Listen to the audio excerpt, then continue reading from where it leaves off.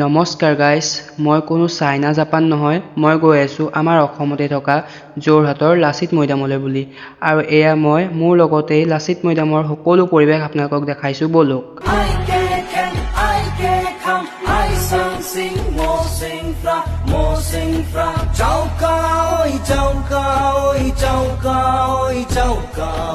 Chào cào ơi,